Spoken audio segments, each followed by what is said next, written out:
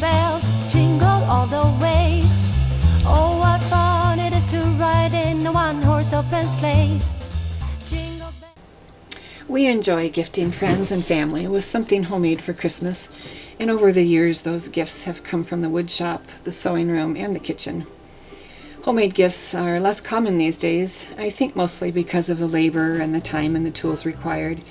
But fortunately, we have the time, and we love passing on the time-honored tradition of handmade gifts. I've made my share of cookie trays over the years and always enjoy thumbing through our favorite cookie recipes and pulling out my family cookie cutter collection and my mom's Wilton cake decorating set that she treasured as a teen. If those two items could talk, the stories of the women and friends in our family who shared memories, laughter, and joy would be priceless. It's a 3 or 4 day process to make, decorate, and assemble the cookie trays, and I love doing it. However, this year I'm going a slightly different route and making cinnamon roll gift pans that can be baked at a later date and enjoyed fresh and warm right out of the oven. The recipe I'm going to use for the dough is from Ruthann Zimmerman from Homesteading with the Zimmermans. It's actually her Jiffy hamburger bun recipe, which makes great hamburger buns, but turns out it's also perfect for making frozen cinnamon rolls. I'll put her recipe in the video description box and a link to her YouTube channel. I'll be using Ruthann's dough recipe, but instead of cutting it into rounds, I will roll it out and brush it with butter, sprinkle on some sugar and cinnamon, and roll it into a log and cut it into 1-inch rolls. I'll be using quarter-sized aluminum sheet pans that I get from Sam's Club. They're about $4.50 each, and they'll hold about 1 dozen rolls. I plan to make 8 pans of rolls, and 1 batch of dough will make 2 pans, so looks like I'll be making 4 batches of dough. And I'll also make a bag of frosting for each pan and include instructions on how to bake it. I give my mixer a bit of a head start by using the dough hook to do an initial hand mix of the wet and dry ingredients. By doing this, I can also feel the stiffness of the dough and determine if I need more flour. So I'm making 2 batches of dough, and for each batch I'll double the recipe, which means I need 10 cups of flour for each batch. I'll pre-measure the flour so I don't lose track of how many cups I've added, and I'll be using bread flour, which has a higher protein content than all-purpose flour. The higher protein content aids in gluten development and creates a more elastic dough, which makes a lighter and chewier bread. I'm also using a bread conditioner called diastatic malt powder, which aids in the rise and oven spring and improves the texture and the flavor, and also can give a very nice brown crust. Diastatic malt powder is made from a sprouted grain, typically a barley or a wheat that has been dried and ground. It doesn't take much, and I use about 1/2 teaspoon for 2 cups of flour. Now, if you don't have bread flour, go ahead and use all-purpose flour, and if you don't have diastatic malt powder, don't worry, your cinnamon rolls are still going to turn out amazing. When the flour and the wet ingredients are incorporated, I'll begin timing the kneading of the dough. In most cases, I go for about 5 minutes of kneading with the mixer. And you can see the dough is picking up and making a ball and kind of cleaning the edges of the mixer. This is an indication that the consistency of the dough is just right, and I do not need to add any additional flour.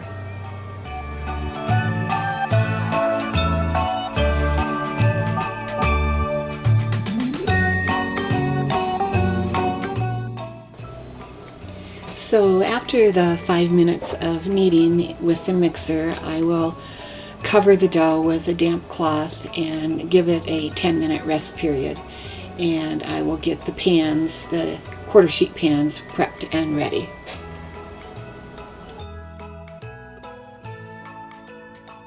So I'm experimenting with using a squeeze bottle for my ghee. So far it's working well, but it's possible that when I get to the last half of this bottle it won't dispense quite so easily. So the verdict's still out on that.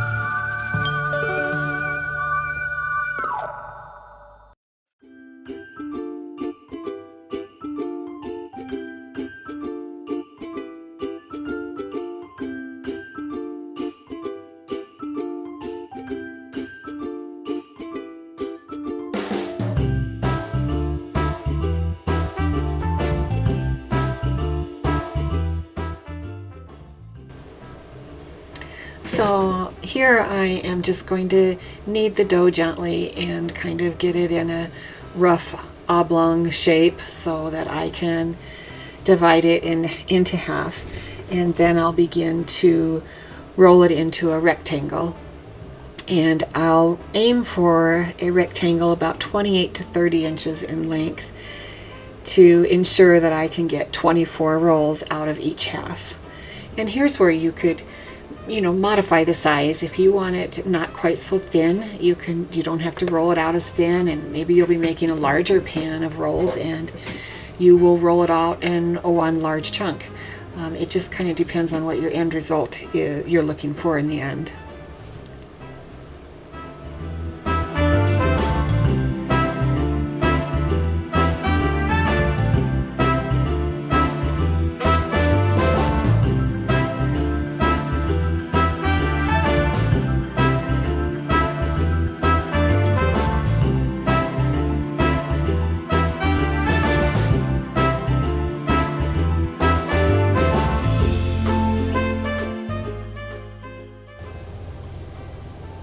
So at this point I'll just spread on a little softened butter, just enough to give the sugar something to stick to. You don't want to use too much or it'll really make it difficult for you to cut these into rolls.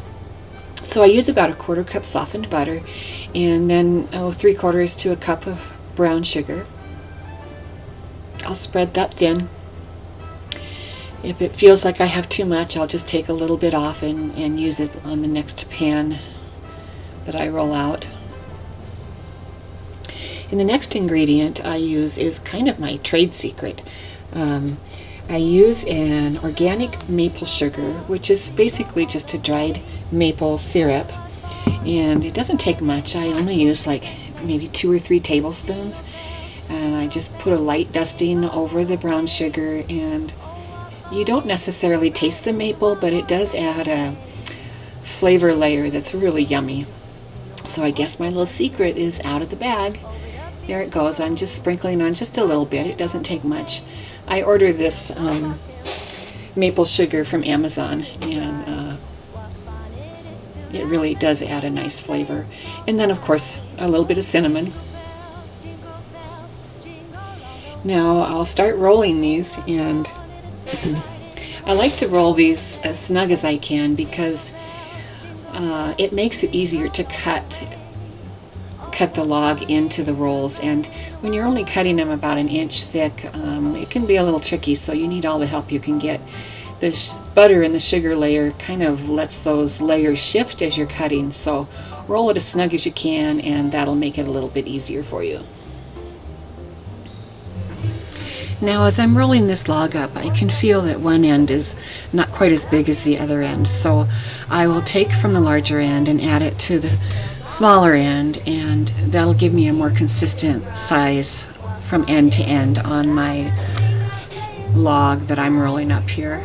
I'm going to shift it to the back a little bit so I can reach it better, and then I'll just pinch the edges closed and then kind of roll them on the edge of the work surface to seal them up pretty good.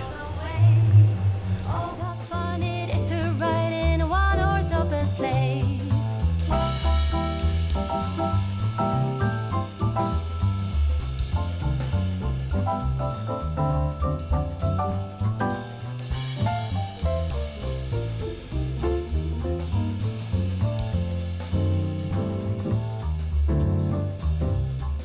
A day or two ago, I thought I'd take a ride, and soon Miss Fanny Bright was seated by my side. The horse was lean and lank, misfortune seemed as light. Okay, so my goal is to get 2 cinnamon roll gift pans out of this log. So first thing I do is cut it in half, and then I cut that half in half. And so at each end I have 4 equal parts, and I'll cut those parts each into 3. So now I will have 2 dozen rolls, and that will make me 2 cinnamon gift roll pans. Now I'm only cutting these 1 inch thick because I need to be able to stack these pans in my freezer. So If you were not, making these for the freezer, you could obviously cut them thicker, and then you'd put them in the pan, and you could let them rise for half an hour and bake and frost just as you normally would. But as you can see, cutting them into the 1-inch widths is a little tricky. The dough wants to stick, but you can do it. Just be patient.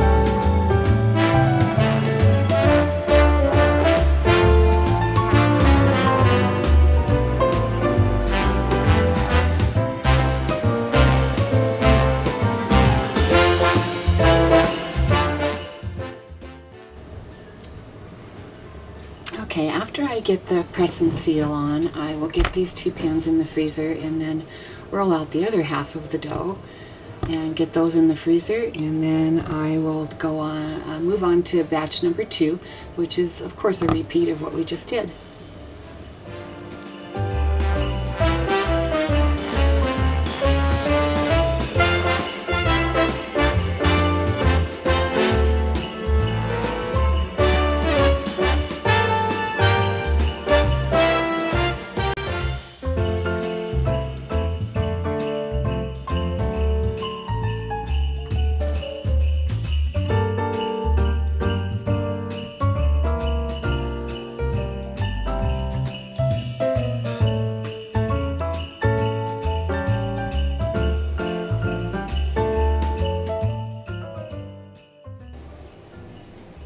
And now for the frosting. We're starting with 1.5 cups of softened butter, 8 cups of powdered sugar, 3/4 of a cup of heavy cream, a tablespoon of vanilla, and 1/4 teaspoon of salt. I'll mix that all up and then portion it out into sandwich bags and label it. I will put the ingredient list for this frosting in the video description box.